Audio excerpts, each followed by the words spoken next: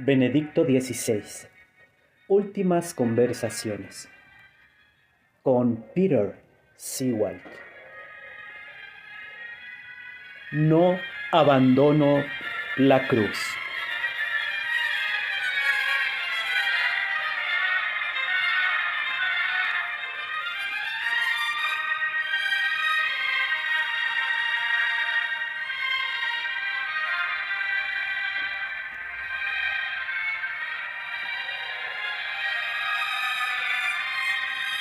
Después de sus últimas celebraciones litúrgicas como Papa en funciones y su despedida del Palacio Apostólico, comienza una nueva historia. Junto con su entorno más cercano, los secretarios Georg Hensway y Alfred Suwed y las 4 hermanas de la Asociación Laical Memores Domini, se traslada primero a la residencia papal de verano en Castel Gandolfo. Siguió desde allí el cónclave, por supuesto. ¿Qué impresión le dio? Como es natural, no recibimos a nadie, esto está claro, y tampoco mantuvimos ningún tipo de contacto con el mundo exterior, pero vimos lo que se podía ver en televisión. Sobre todo la tarde de la elección pasamos mucho tiempo frente al televisor. ¿Tenía usted alguna idea de quién podría ser su sucesor? No, en absoluto. ¿Ningún presentimiento, ninguna intuición? No, no. ¿Cómo pudo entonces, al despedirse de la curia, prometer obediencia incondicional a su futuro sucesor? El Papa es el Papa, con independencia de qué persona desempeña el ministerio. De todas formas, se supone que Jorge Mario Bergoglio figuró ya entre los favoritos en el cónclave del 2005. ¿Fue realmente así? No puedo decir nada al respecto. Risas. ¿Qué pensó cuando vio aparecer a su sucesor en el balcón de la Basílica de San Pedro y además vestido de blanco? Bueno, eso es cosa suya. También nosotros íbamos de blanco. Lo que él no quiso llevar fue la museca. Eso no me afectó en absoluto. Lo que me conmovió hondamente fue que ya antes de salir al balcón intentó hablar conmigo por teléfono, pero no me localizó porque estábamos frente al televisor. ¿Cómo oró luego por mí? El momento de meditación, la cordialidad con la que saludó a las personas, de suerte que, por así decirlo, la chispa prendió de inmediato. Nadie esperaba que fuera él. Yo lo conocía, por supuesto, pero no había pensado en él.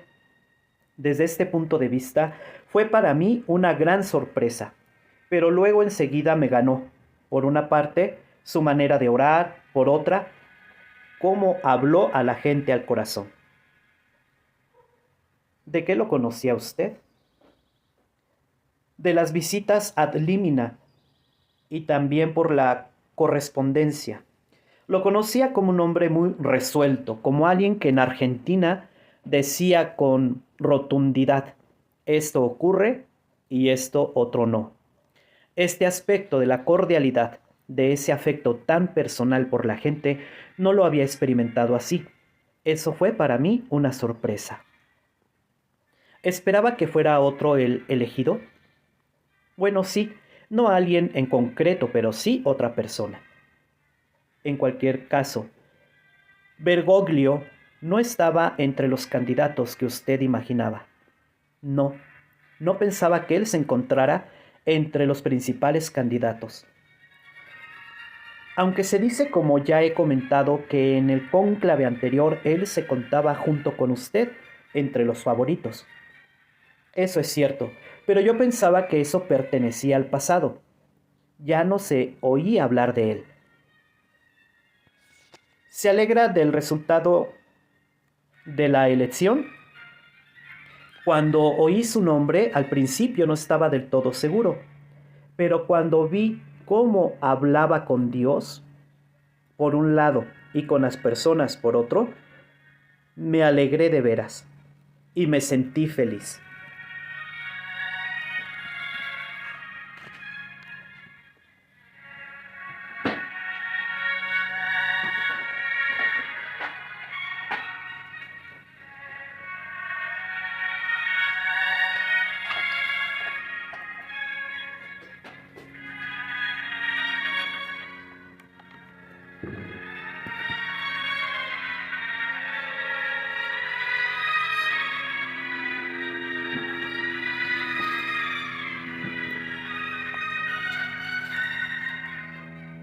Por insistir en ello, no puede decirse, pues, que saber o intuir quién iba a ser su sucesor habría facilitado su renuncia. No. El colegio cardenalicio es libre y tiene su propia dinámica. No se puede predecir quién saldrá elegido al final. En el Papa Francisco hay mucho de novedoso. El primer jesuita en la sede petrina, el primero que lleva el nombre Francisco y sobre todo el primer Papa del Nuevo Mundo. ¿Qué significa eso para la estructura de la Iglesia Católica Universal? Significa que la Iglesia es móvil, dinámica y abierta, que en ella tiene lugar desarrollos nuevos, que no está anquilosada en esquema alguno, sino que nos depara sin cesar sorpresas, que es portadora de una dinámica capaz de renovarla de continuo. Esto es bello y alentador, que también en nuestro tiempo ocurran cosas que nadie esperaba y que muestran que la Iglesia está viva y llena de posibilidades inéditas. Por otra parte, sí que era de esperar que Sudamérica desempeñara antes o después un gran papel. Es el mayor continente católico y al mismo tiempo el que más sufrimiento y problemas tiene. Allí hay obispos realmente grandes y pese a tanto sufrimiento y tanto problema, se trata de una iglesia muy dinámica. Bajo esta óptica, también era un cierto modo la hora de Latinoamérica. Y no se debe olvidar que el nuevo Papa es italiano y sudamericano a la vez, de suerte que aquí se manifiesta también el íntimo entrelazamiento del viejo y el nuevo mundo, la unidad intrínseca de la historia. Como el Papa Francisco, la Iglesia Católica Universal deja, en cualquier caso, de estar centrada en Europa, o al menos ya no lo está tanto. Es evidente que Europa ya no constituye, como si se tratara de algo obvio, el centro de la Iglesia Universal. Antes, al contrario, ahora la Iglesia, en su universalidad, realmente está presente con el mismo peso en los distintos continentes. Europa conserva su responsabilidad, sus tareas específicas. Así y todo, la fe en Europa se está debilitando tanto que ya por eso solo limitadamente puede seguir siendo la auténtica fuerza impulsora de la Iglesia Universal y de la fe en la Iglesia. Y también vemos que la aparición de nuevos elementos, por ejemplo, africanos, sudamericanos o filipinos, propicia un nuevo dinamismo en la Iglesia, que rejuvenece y vuelve a dinamizar, en cierto modo, al envejecido Occidente, despertándolo del cansancio y del olvido de su fe. Cuando pienso en especial en Alemania, percibo ciertamente una fe viva y un compromiso a favor de Dios y de los hombres que brota de los corazones. Pero por otra parte, sigue existiendo el poder de las burocracias, la teorización de la fe, la politización y la ausencia de un dinamismo vivo que a menudo parece verse casi asfixiado por tanto sobrepeso estructural. Es alentador que en la Iglesia Universal se hagan valer otros acentos y que Europa vuelva a ser evangelizada también desde el exterior. Se dice que el buen Dios corrige un poco a cada papa con su sucesor. ¿En qué es corregido usted por el Papa Francisco? Risas. En efecto, así es. Diría que Francisco me corrige a través de su afectividad directa con las personas. Creo que eso es muy importante.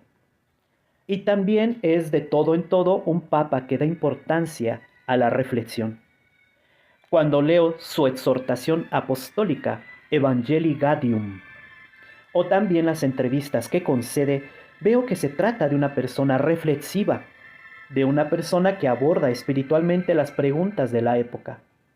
Pero a la vez se trata a sí mismo de alguien que está muy cerca de la gente, alguien acostumbrado a relacionarse con las personas. El hecho de que no viva en el palacio apostólico, sino en la casa de Santa Marta, se debe a que quiere estar rodeado de gente. Yo diría que eso se puede lograr también allí arriba, o sea, en el palacio apostólico. Pero el cambio de residencia pone de manifiesto el nuevo acento. De hecho, quizás yo no haya estado suficientemente con las personas. Y luego también es de destacar, diría yo, la valentía con la que afronta los problemas y busca soluciones.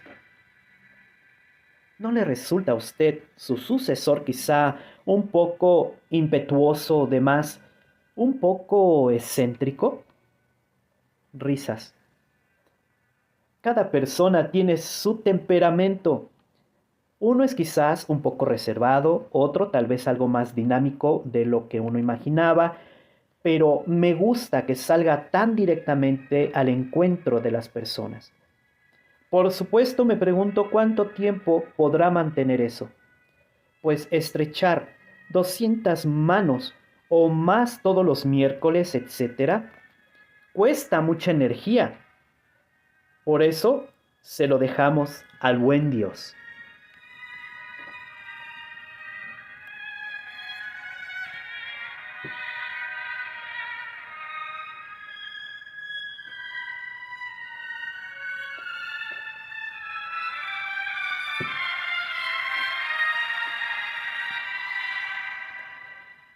¿Usted no tiene pues ningún problema con las formas del Papa Francisco?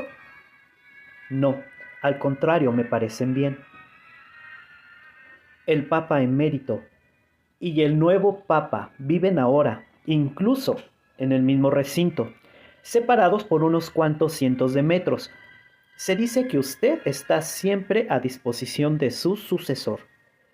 ¿Recurre este realmente a su experiencia? ¿Le pide consejo? Por lo general, no existe motivo para ello. Me ha preguntado sobre determinados asuntos, también en relación con la entrevista que concedió a la Chivita Católica.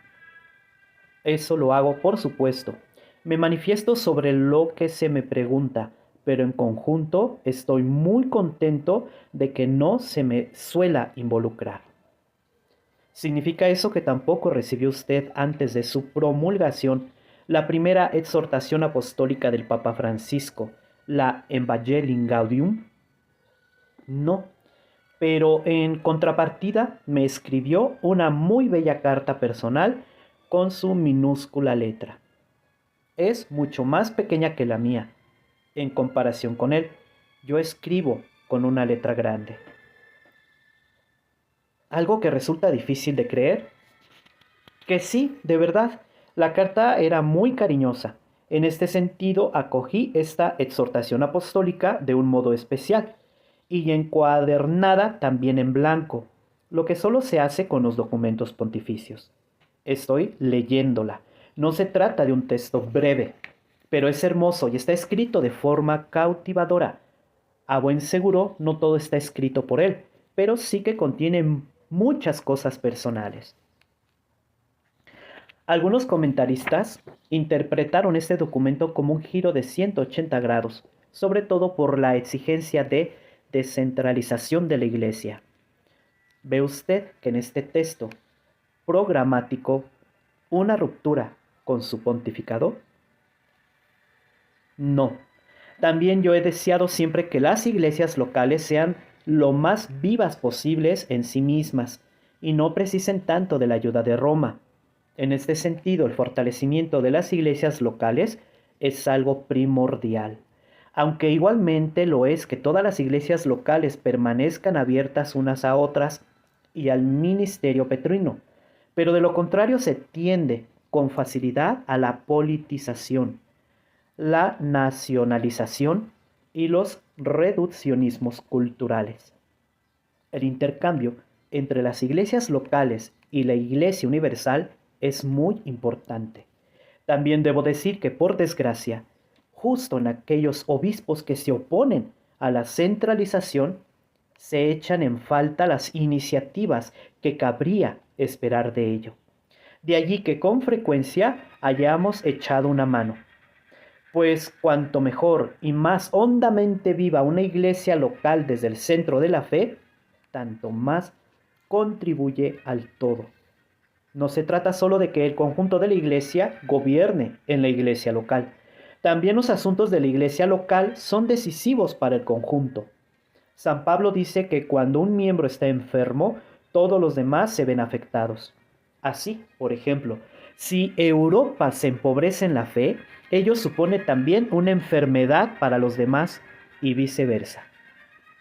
Si en otra iglesia irrumpiera la superstición o cosas que no deberían ser, o la increencia, eso siempre repercute en el conjunto. En este sentido, la interacción es muy importante. No funciona sin el ministerio petrino y el ministerio de la unidad, pero tampoco puede prescindir de la responsabilidad de las iglesias locales. Así pues, ¿no ve usted por ninguna parte una ruptura con su pontificado? No.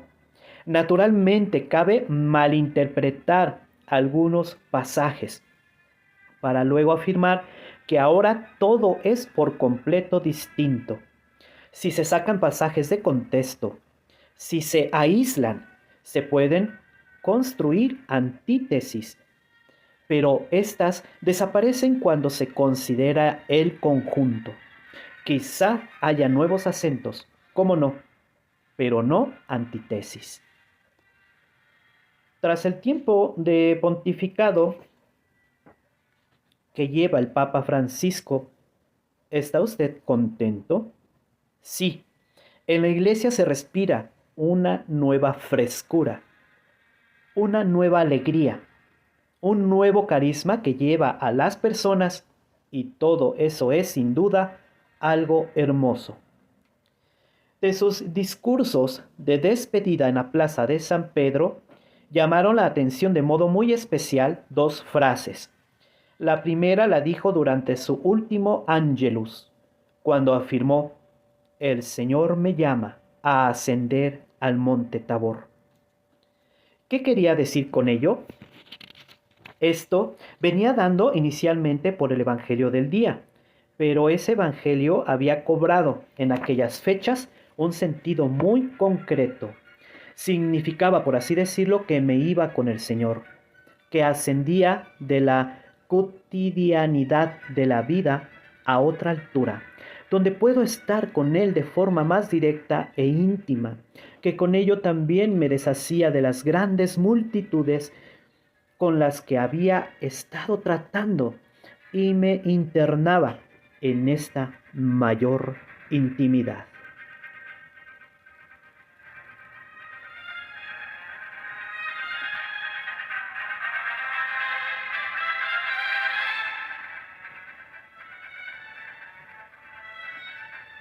El hecho de que su última gran celebración litúrgica fuera la del miércoles de ceniza no puede atribuirse a buen seguro a la casualidad. Fue como si nos dijera: miren, aquí quería conducirlos. Purificación, ayuno, penitencia. También esto vino dado, ciertamente. Cuando maduraba la decisión también pensé en este miércoles de ceniza, en que con ello todavía tendría oportunidad de celebrar una liturgia solemne. En realidad la celebración tendría que haberse llevado a cabo en Santa Sabina, porque en la antigua iglesia estacional, pero dadas las circunstancias, decidimos trasladarla a San Pedro. Y eso lo viví como un guiño de la providencia, que mi última liturgia fuera la apertura de la Cuaresma y estuviera vinculada por consiguiente con el memento mori, con la seriedad de adentrarse en la pasión de Cristo, pero al mismo tiempo también en el misterio de la resurrección. Tener, por una parte, el sábado de gloria presidiendo el comienzo de mi vida y por otra, el misterio del miércoles de ceniza, con su poliédrico significado, presidiendo el final de mi ministerio concreto. Fue algo en parte buscado y en parte dispuesto por la providencia. La segunda frase de despedida reza, pronunciada con gran énfasis: no abandono la cruz. Bueno, de algún modo se había dicho que me había bajado de la cruz, que había optado por lo más cómodo. Ese es un reproche con el que también tenía que contar y con el que me vi obligado a confrontarme, sobre todo interiormente, antes de dar el paso. Estoy convencido de que no fue una huida, por supuesto, no de la presión práctica que no existía, pero tampoco una huida interior de la exigencia de la fe, que lleva al ser humano a la cruz. Se trata más bien de otro modo de permanecer unido al Señor sufriente, en la quietud del silencio, en la grandeza e intensidad de la oración por la iglesia entera. Así entendido, el paso que di no fue una huida, sino justamente otro modo de permanecer fiel a mi ministerio. No organizó una gran celebración de despedida, sino que se limitó a una audiencia general. Sí, si se hubiera celebrado la despedida, habría tenido lugar la mundanización de la que usted hablaba. Debía mantenerse en el marco de lo que es inherente a un ministerio espiritual.